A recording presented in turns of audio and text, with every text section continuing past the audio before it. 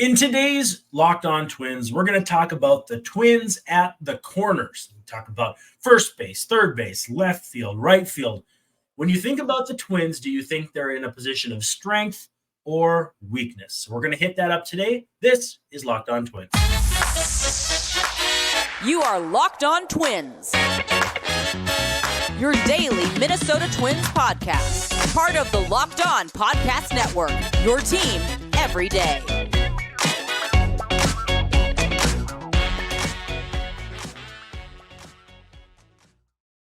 Hello again, and welcome back to Locked On Twins. I'm your host, Brandon Warren, and you can unfollow me on Twitter at Brandon_WARNE, and I'm joined by the co-host. Let them know, Dave. I'm Dave Brown. I'm the co-host of Locked On Twins. It's Boom. my second episode, so be gentle. At Answer Dave Brown. Spell it phonetically, and you should probably be able to figure it out. Thanks for making Locked On Twins your first listen every day. We're free and available wherever you get your podcasts, and you can also hang out with us on YouTube. And, of course, part of the Locked On Podcast Network, which is your team every day. Again, very enthusiastic about the fan interaction we've had on YouTube recently. Love to hear from you, especially when we do shows where we talk to old friends, whether it be players or, in the case of the last show, Mr. Nash Walker. So I would say if you miss Nash, one, I appreciate you being honest about that because I miss Nash too. But go back and listen to that and let us know what you think. But moving forward and onward and upward, Nash is going to stick with Reno, and we're going to stick with your Minnesota Twins. And that's where Dave comes in. But we're glad to have you no matter what. Leave your comments, hit the like and subscribe, the thumbs up on YouTube, 5-star reviews on whatever podcast platform you listen on. All those things are very, very helpful. Today's episode, though, is brought to you by FanDuel. Make every moment more. Right now, new customers get $150 in bonus bets with any winning $5 moneyline bet. That's $150 if your team wins. Visit FanDuel.com/lockedon to get started.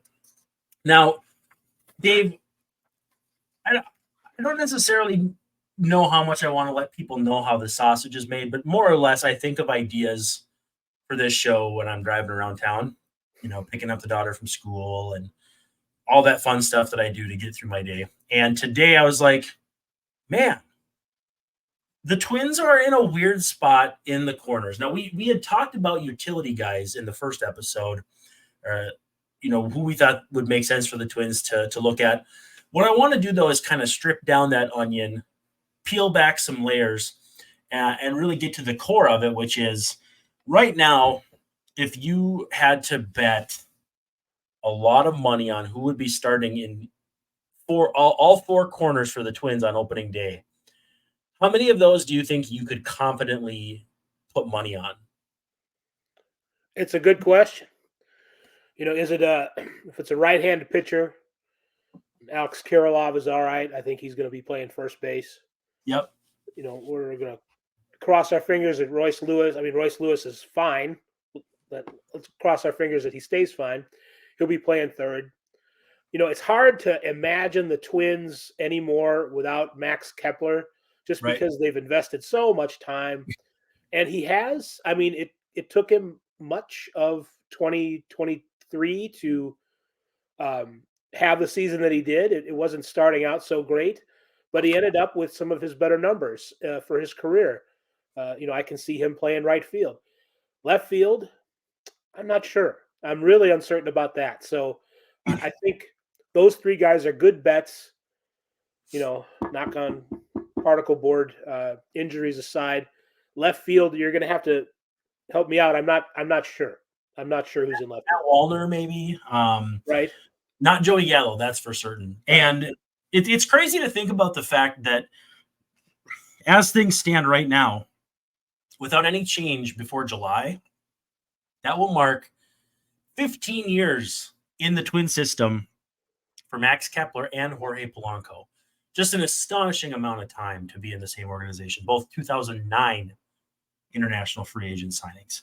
But we're going to stay on the dirt to start this off. And I agree. So we both say, yeah, Alex Kirilloff at first. Then you're kind of like, but maybe in left. But maybe in right. Okay, so definitely not at third, right? But what about Edouard Julien at first? Maybe. What about Donovan Solano coming back. What about at third base? What if Royce Lewis spends the entire winter going back out to center field, and then they decide to give him another crack out there? I'm not saying that's happening, but that does chew up your third base, your corner option there. Where does Jose Miranda play in all this? Like, is he finished? Are we ready to write him off after a tough year? There's an old saying in sports where if you have two quarterbacks, you have zero. And what I mean by that is, if you have two reasonably good options, how do you choose? And in pro sports, you don't get enough of a sample size to be certain that you've chosen the right one until you've not chosen the other, which is difficult. So with that said, like when you look at the offseason and you look at first and third base, in your heart of hearts, Dave Brown, how do you approach player acquisition? Because when you look at the Twins, it's usually short-term deals, minor league deals, or they maintain that flexibility where a guy like Donovan Solano will play first one day, Kirilloff the next, Gallo the next. Do you look at first and third as a huge priority? And then the other hard thing, I realize I'm rambling, is that it's a long off season. If in 3 months from now you find out that everyone's scared to offer Rhys Hoskins, but you've already made plans for someone else to play first base, do you backtrack on that? So from your point of view right now, when you look at first and third, how are you addressing them if you're in charge of the Twins this offseason? Boy, I would love to. Hoskins was very near baseball activity toward the end of the season last year, the extended season into October. He would be an amazing ad for the Twins to put at first base. And then you could put Kirilloff in left field. Maybe the outfield is a bit more of a strain on him as far as getting hurt, either aggravating old injuries or worrying about new ones. When compared to first base. You asked a couple of different questions there, Brandon. Coming into the season, into 2023, I wasn't sure about the team's depth. Royce Lewis, as it has turned out, when healthy, this is a dangerous, scary player. I'm afraid to leave my house sometimes. I think Royce Lewis is going to come up and hit a home run again. Like I'm not even pitching. What's going on? He's an amazing talent. I don't know that Kirilloff is that good, but Kirilloff, when healthy last year, was excellent. Nice and player. Has been, kind of on the upswing in that way if he just stays healthy. It's the Twins have something going for them with some depth at those places. Those we talked about, maybe with the exception of left field, but right field and third base and first base all were strengths last year because of the organizational depth. So maybe they don't have, all reliables at the corners, but they do have a bunch of decent players, and their best players are Correa and maybe Lewis and Buxton when healthy, if that ever happens again. Right. And that's where they've kind of invested a lot of their time and cash. So to augment those positions, I think, it's going to be, I don't know if is Rhys Hoskins going to be interested necessarily or get 5 or 6 year offers. The Twins are out if multiple teams are interested. If he wants to sign like a 3-year deal for, $30 million a year, maybe not that much, but $25 million, maybe they're in the ballpark. He would be great. I think you talked about like putting Lewis in center. I think that you really got to see if Buxton can play out there. Yeah. So, that's where the whole thing about Buxton last year in DHing, he didn't even hit that well. He was an average hitter. A lot of his value comes on defense. You can't be afraid to put him in center field, at least for a good number of games. Maybe he won't be healthy enough for it. So, short story long, because I'm going off in 12 different directions. The Twins still have a lot of the same issues that they did last year. What they also have is a little more confidence in some of the guys we're talking about playing those positions. Confidence that Royce Lewis can be awesome. Kirilloff can be very good. Max Kepler continues to steadily improve over the long haul. They have a lot going for them. It's still an issue there, though, and we've talked about it before, where they're going to have too many question marks to be 100% sure. So it's almost better to have a couple of guys here and a couple of guys there and a couple of guys there, because you don't know which pieces are going to be healthy and which aren't. So I think the Twins are in a similar position to last year, but maybe with a little more confidence that the pieces that they have are going to be very good. Well, and what's tricky too with Lewis is if you convince yourself that he could be an option in center, if he spends all his time preparing for center, he's not learning third, which is where he's more likely to play, which he has played and which he has room to improve at. Right. Like, you got to do one or the other. It's like everybody asking, well, why isn't Edouard Julien working at first base? Like, buddy, he's got all he can handle at second right now. So there are a lot of dynamics in play. I want to ask you when we come back, we're going to take a quick pause here, but I want to ask you about if they were to get someone like Hoskins, what that would do for the rest of the depth chart. But before we do that, let's talk about our friends over at FanDuel. So FanDuel is excited to tell you that you can score early this NFL season with America's #1 sportsbook. Right now, new customers get $150 in bonus bets with any winning $5 money line bet. That's $150 if your team wins. So if you've been thinking about joining FanDuel, there's no better time to get in on the action. The app is so easy to use. There's a wide range of betting options, including spreads, player props, overs, unders, pretty much anything you can imagine. So visit FanDuel.com/lockedon and kick off the NFL season. Again, that is $150 in bonus bets with any winning $5 money line bet. So if you really like, let's say, whoever is facing the Jets this week, boom, you got it. It's almost a layup here if Zach Wilson is playing. So if that's you, you could get $150 in bonus bets with any winning $5 moneyline bet at FanDuel.com/lockedon. So head over there and kick off the NFL season. FanDuel is an official partner of the NFL. All right, so we're into the bullpen, but really we're staying on the dirt for a little bit here. The question I have about a guy like Hoskins is the interesting thing is you think, well, he's a one position guy more or less. I mean, first base, DH, in theory, they're 1.5 positions. But you'd worry about log jamming a position. Like if Alex Kirilloff was first base only and you were dealing with this, you'd be like, man, I'm not sure about Rhys Hoskins because it'd be hard to play both of those guys every day if they're both healthy.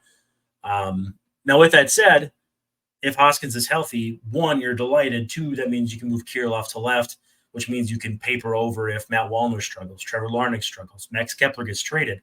So it's not as big of a logjam to add a guy like Hoskins on a deal that makes sense for the Twins. I feel like it's almost more like building a dam, kind of keeping other things from kind of sweeping your feet out from under you. You know, now you have protection between Royce Lewis and Jose Miranda at third base. And you have any fallback for any recurrence of Hoskins' injury with Kirilloff at first base, with Miranda at first base. Maybe Aaron Sabato works his way into that discussion at some point. I think it's easy to be like, yeah, you got to maintain that versatility. And so signing guys who only play one position might not work.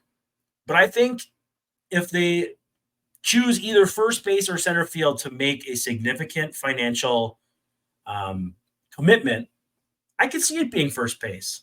I could see it being Rhys Hoskins with Michael A. Taylor coming back in center, or Manuel Margot in center. Or, I could see them spending a little more in center and then coming back to first base with someone like Carlos Santana, a guy who takes good plate appearances, sees some pitches.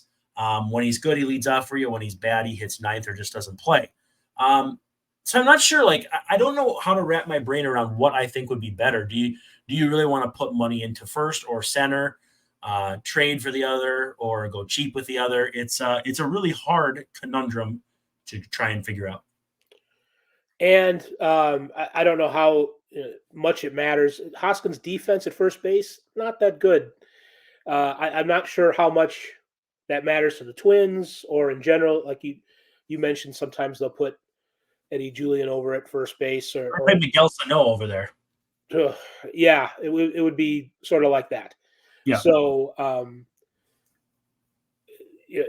you're talking about adding a player where you are kind of blocking yourself in.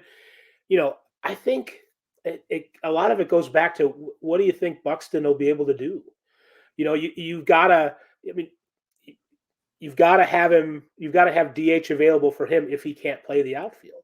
But how do you protect Otherwise, against 0 games versus 120 in center? That's so hard. That's so difficult because Kepler doesn't want to play center. And beyond that, a lot of their guys coming up are not center field. Matt Wallner, not a center field type. Yeah. Walker Jenkins, not a center field type. Obviously not close to the big leagues. But, how much can you stomach Willie Castro or Austin Martin or Nick Gordon out there? It's in theory, you'd like to think that one of the three could hit. And I don't mean hitting with the bat. I mean hitting as though it's a gamble. But how much of that chance can you take going into a season where you're a favorite for the division, but you may not run away with it in the minds of a lot of people? I don't think someone like Michael Taylor is going to cost a lot of money, a lot more money than they would expect. I don't think that's going to be like an outlier contract in this. Right. I feel conservative is the way to go in bringing him back. And then you've got Buxton, and then you've got the DH open, and then you've got players like, Eduardo Escobar or, some of the other players that they can mix and match in the outfield or at the corners. I think that is probably more likely than Hoskins. But Hoskins is just so tempting because he's got a very reliable bat. He's very consistent from season to season. He's a streaky hitter. It's kind of like Paul Konerko. Konerko always ended up putting up the same kind of numbers. Within the season, though, it seemed like maybe he'd be in a slump for a couple of months at a time. So it's tempting to add a bat like that, but I think smaller moves are prudent given either the limitations or bracing yourself for limitations at other positions. Would it be foolish to use this as a comparison? What Anthony Rizzo is to Freddie Freeman, Rhys Hoskins is to Pete Alonso. So I'm saying there's a very clearly an elite option of this type of player. Right. And then kind of like the knockoff version that's still a really good player, but you're not going to have to give $100 million or 7-8 years to. They've had some pretty good luck with that. And not only that, bringing up people from their minors in the organization to fill in the holes. So, I think, Kirilloff and Lewis are examples of guys that got playing time and are they're going to reap their rewards. On the other hand, you can't have too many guys like Rhys Hoskins in a lineup. I mean, he had a freak injury, but before that happened last year, he was a guy who was in the lineup every day. I mean, it certainly would be worth it to me to spend that money. But like I said, given the Twins' limitations, I think we're going to see them go with somebody like Eddie Rosario or somebody of that level with a contract. Yeah, I can see that too. And the name that I keep coming back to because I saw some trade chatter was Manuel Margot from the Rays. $10 million next year, $12 million option for 2025. He'll play all next season, or next year is his age 29 season. Obviously capable in center. If you don't want to make a multi-year commitment and you want to spend a little more money, then I think I can see like Michael A. Taylor getting $7-8 million on 1 year, 6, 7, 8 in that vicinity. If you want to go a little higher end, Margot might have some untapped ceiling left. That option actually is pretty attractive if you think you can get him to hit a little more. I don't know. I mean, again, I know we're not talking about center field types, but it's kind of where the conversation has directed itself. But if you're going to protect yourself against Buxton, I think you could either go with a current Ray and Margot or a former one in Kiermaier, and it probably wouldn't be too foolish of a move. Kiermaier seems like a guy who was sort of born to play for the Twins.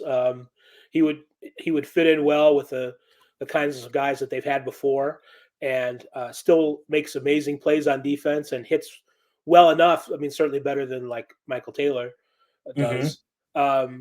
that would be a guy where, you could, does putting Buxton in left, does that make any sense? Is it less demanding of a outfield position than center? I don't know, maybe, but you'd certainly cover a lot of ground in left and center field if you had Kiermaier and Buxton out there in any form. So, I mean, that would be intriguing from that standpoint.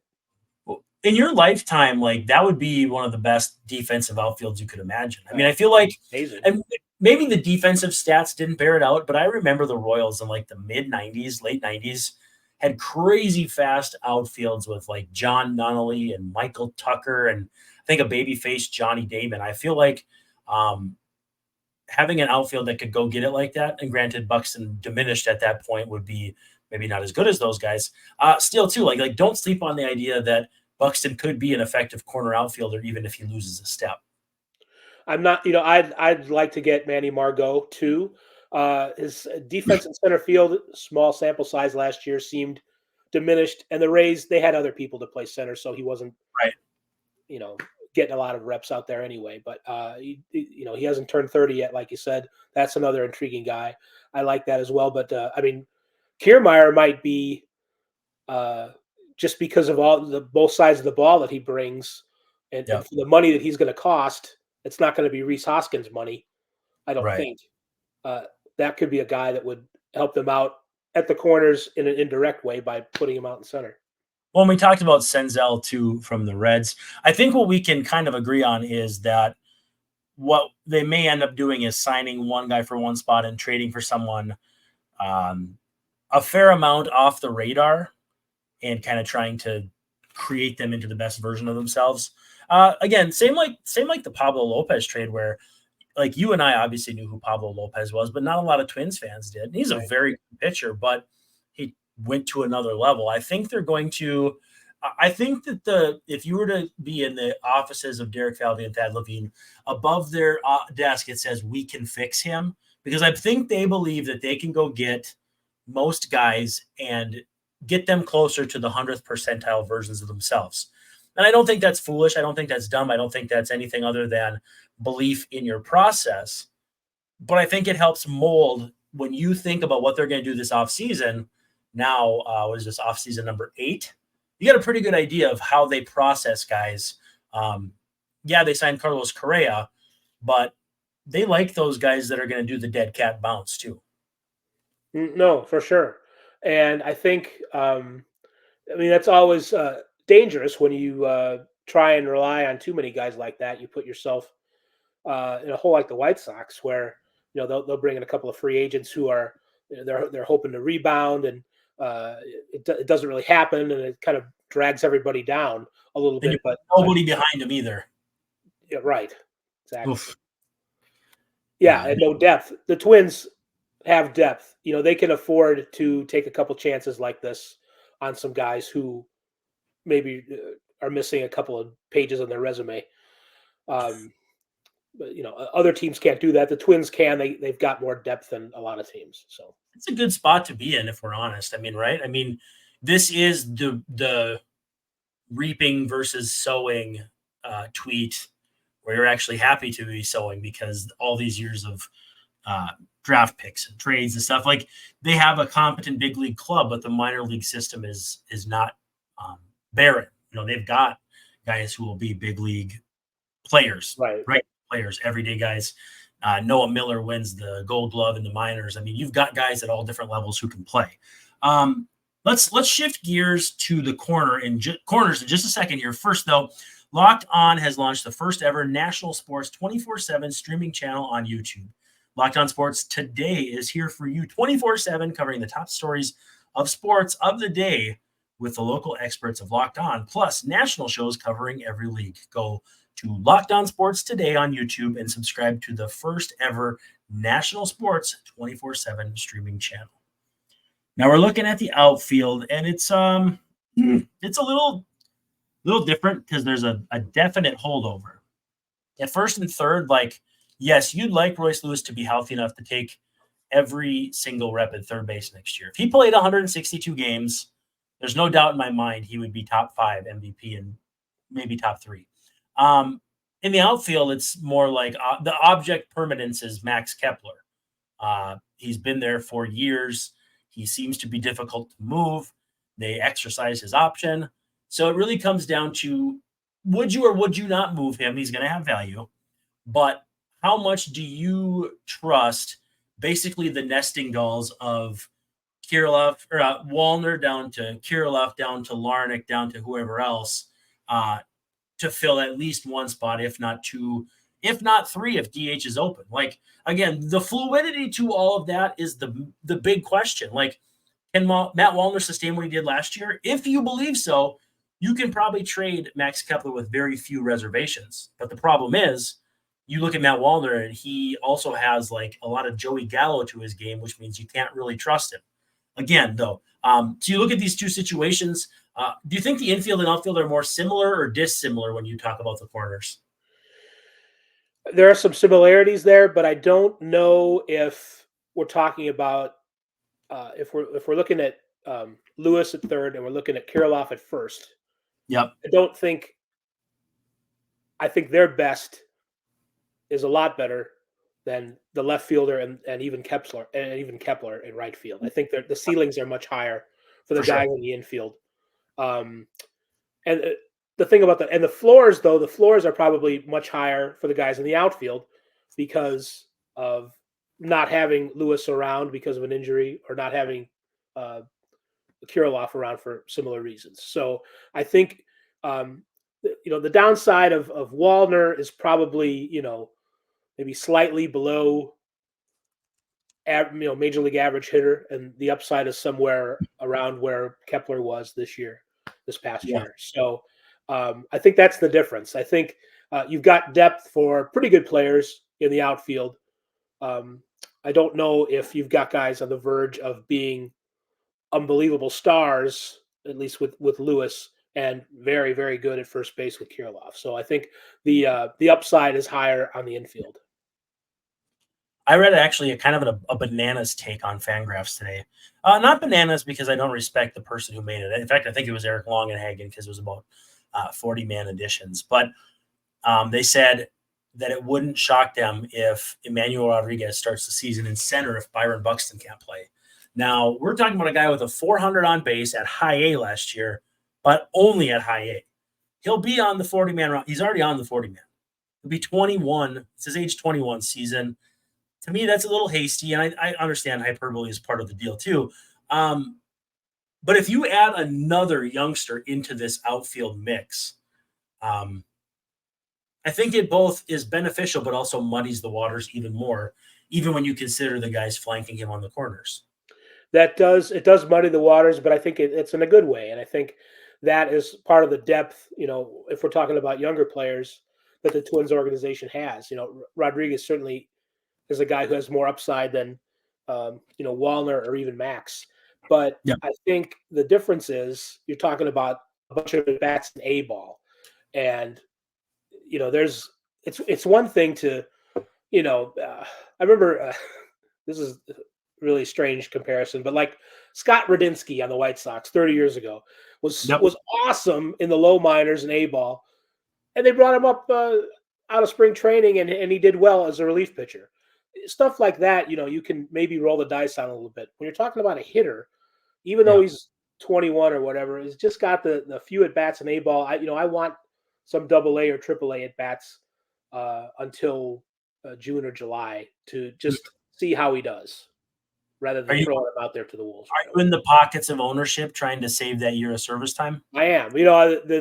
It's all turned around now. It used to be, promote them. Now, don't worry about your Super Twos and your Super Tuesdays and your sixth years and all that stuff. No, I think it still makes a lot of sense, even for great prospects.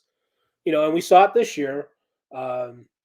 Sometimes great prospects, there's a learning curve there, and they're much better in September and October than they were in April. And I think a little bit of seasoning won't hurt anybody. It isn't necessarily just to keep the contract down. I know that happens. I know that goes on, but that's not the only motivation to do something like that. Yeah. Well, hey, that's actually about all the time we have here. What do you say we come back next time and talk a little bit about the benefits of trading for a pitcher, a starting pitcher, as opposed to signing one, because I think we all agree that the Twins will be adding at least one bona fide starting option as hopefully the number 2 or number 3 starter. So maybe one Bonifacio.